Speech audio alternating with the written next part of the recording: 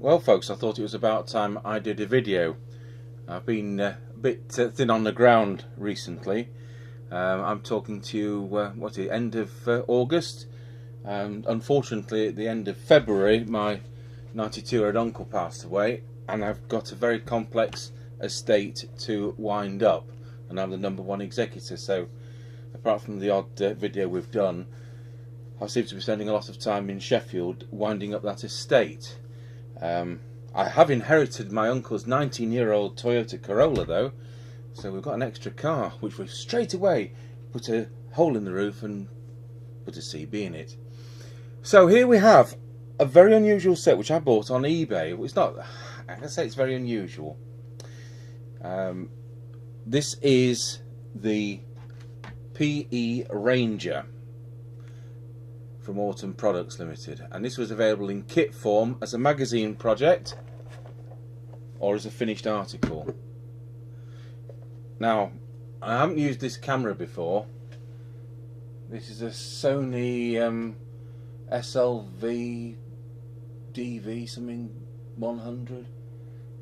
Anyway, the camera was a recent eBay purchase, and we've got another one of these, and it's installed over the other bench.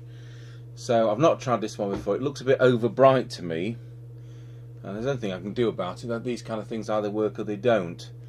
But it fits in with our high band video mixer system here, and the remote control I use works on the Zoom, so that's handy. So you could buy it as a kit. I think it was $49.99 at the time in 1981, and this is a scan of the instructions. There's your layout, circuit diagram. It's a single conversion super het with a built-in battery charger and NiCad, and that's the wiring diagram to the printed circuit board and setting it up, and the filters and some modifications.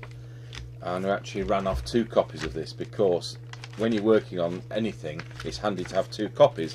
We all have that situation where you want the layout open, but you want the component values on the circuit as well.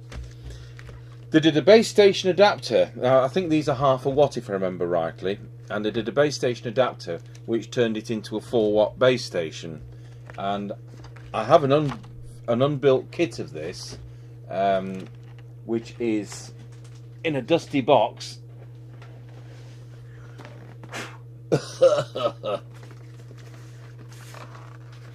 Just here.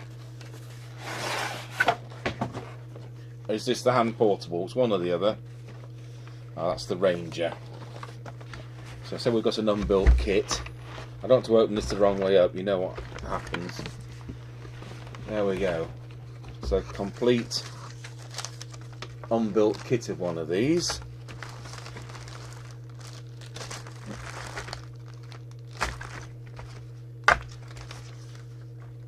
There we go. Complete with the adapter mic that it came with.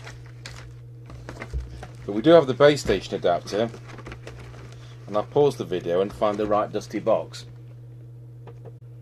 Right, I found the right dusty box, and this was the printed circuit board to make your base station adapter.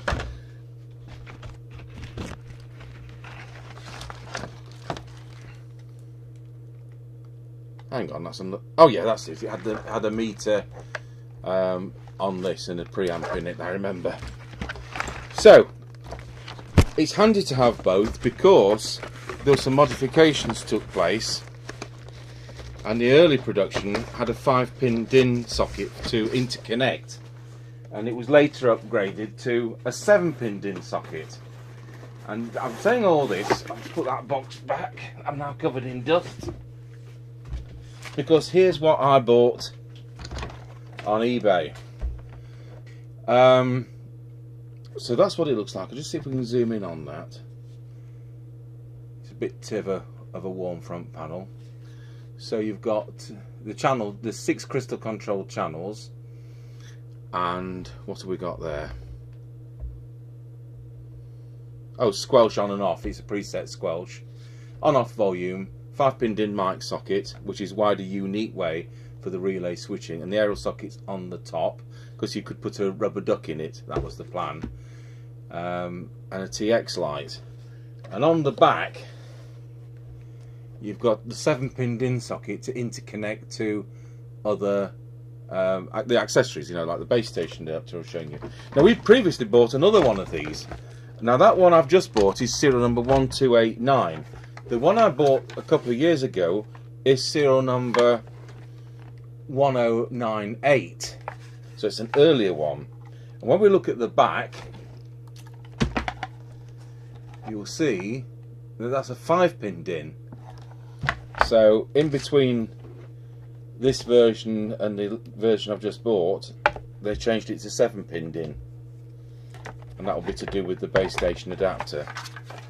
So this is another commercial one. It's in slightly better condition, and it's very, very dusty, and it's something we'll be looking at off camera, but I'll be looking at that one as well as the one I'm going to be doing. So this is a preliminary discussion because, first of all, we've got to get rid of this ridiculous lead coming out of the back. What they've done is just trap that in the gap. I think it's between pin 2 and 7 or something like that. The power goes, but it's all in the instruction book as to what. So it should have gone on a DIN socket. And the other thing, this has come with a mic, the right mic with a 4-pin plug on the end. So we need to change the plug on the mic to the 5-pin DIN. So we'll get on now with showing you inside this. If I can get the lids off.